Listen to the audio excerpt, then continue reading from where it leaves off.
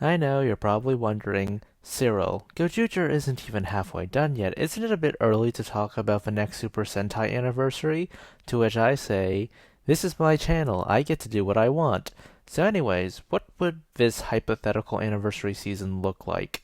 Gojuger ended up opening with Take a Sword, a morally ambiguous god of destruction, pooling together the powers of the various remaining Super Sentai teams in order to put down a giant CGI smoke monster called the Calamity. After saving everyone, Take a Sword decides to rest. Now, let me play with this premise a bit. What if instead of all the Super Sentai teams gathering, we see some mass revival of Super Sentai villains? Some were clearly the main villain or final bosses of their respective series, such as Long or Brajira. Others were not. I'm totally bringing back Bosco for the Gokaiger rep. So the premise is that the day that evil won, where all the villains from, let's say, 60 years of Super Sentai managed to defeat their various teams by working together with a mysterious benefactor, and they divide the Earth among themselves. If you're familiar with Secret Wars 2015 by Marvel, you'll know that Battleworld was built from the remains of a multiverse. The various domains were ruled by barons who swore fealty to God Emperor Doom. The main antagonist would be a figure akin to God Emperor Doom, but not omnipresent but still absurdly powerful to the point that all Super Sentai teams fell to them. And I think you know who gets that honor. So, much like actual nobility, the various villain factions don't get along and often bicker amongst each other, made alliances amongst each other, and their God Emperor is more than content to let this slide because, frankly, he doesn't give a crap so long as the Earth remains divided in his. So at this point, several of the Super Sentai villains, there's clearly not going to be dozens of factions because we can't afford that, have either created alliances or just flat out conquered their neighbors. So this keeps costs down, and some villains might be unwilling to work with other villains because they have scruples. Others are just playing the villain while actually being heroic. Much like the Maji Ranger and Ninja teams, the main rangers for this season are all family members, and boy do they act like dysfunctional family members. They are all orphans after all. The part of Japan where the heroes live in is normal on the surface level. It's ruled by humans, as far as they know, but it only has the appearance of being normal. Rabble-rousers are still disappeared left and right because the government, or the barony of this entire domain, has issues, and they don't want to get on the hit list of any of their neighbors, or worse, their god emperor. So the Maji Ranger analogs will become useful because there are going to be several factions. The first faction is going to be the one that's most apparent. So there's this alliance led by Kai, who is Witch Bandora's son from Jew Ranger, and Akumaru, who is General Shaddam's estranged son from Die Ranger. Obviously, they'll be older because, their actors are adults, and if you can't get them, get adult actors to play them. These guys are a bit more comical than the rest, especially compared to their generals and the villains beneath them, such as Wolzard and Long. As you can probably guess, Wolzard betrays pretty much everyone in this faction because he's actually a good guy turned to evil again, and the general theme of the first faction is the supernatural or magical. You have yokai, you have supernatural martial artists, orcs, and more filling the ranks of this faction. The second faction is led by Kaiser Buldont and Prime Minister from Goanger, whose name I can't pronounce. Is he a Prime Minister or a Crime Minister? Either way, it works. And Enter. This faction is more or less of a commentary on the Super Sentai fandom as a whole. Do you want this to be more comical and more of a parody, or do you want this to be more dramatic and more of a drama?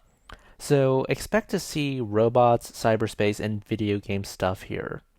The third faction is led by the Black Cross King. I'm calling him the Black Cross King and not his original name because I don't want to get demonetized right now.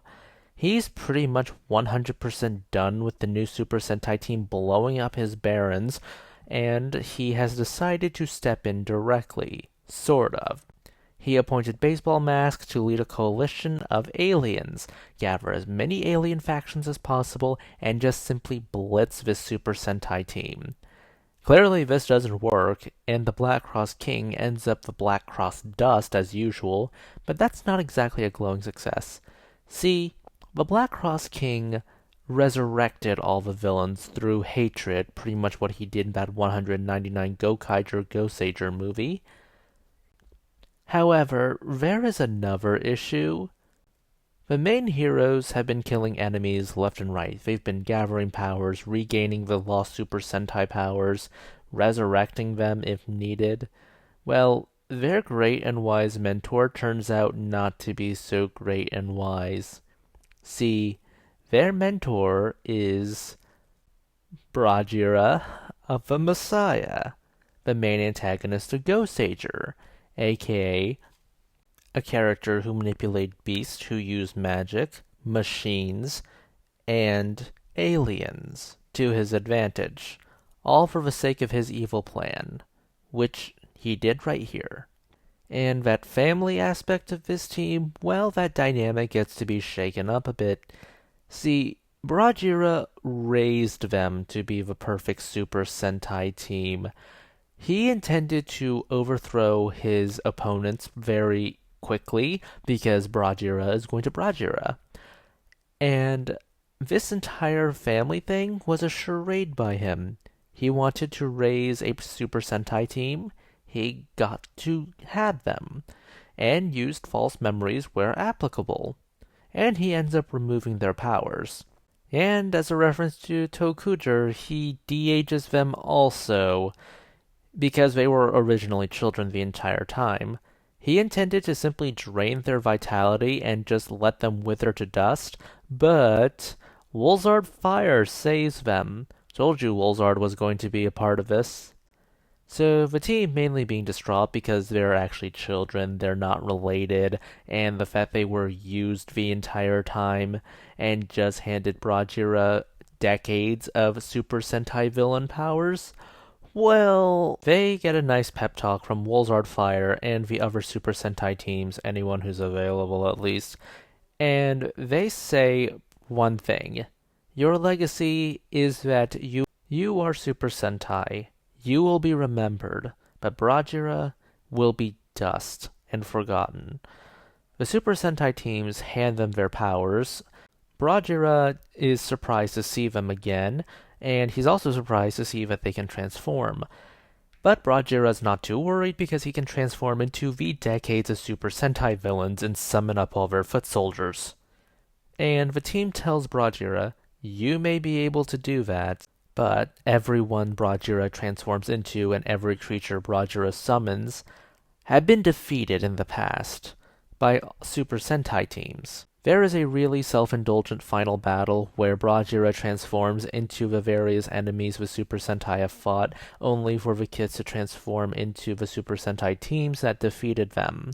And in some cases, well, this is Brajira we're talking about. He was the villain of a crossover, meaning that the Shinkengers and the Gosagers beat him, and the Gokaigers. Brajira bites the dust once more. And thus ends this super self-indulgent Super Sentai Year of the Villain crossover concept that I created. I'm sure Toei is probably having this in a drunk drawer because this really isn't a new thing, but hey, my channel, my crazed fanfic. Let me know what you think in the comments. Please consider liking, subscribing, tipping the channel on Ko-fi. This is Cyril signing off.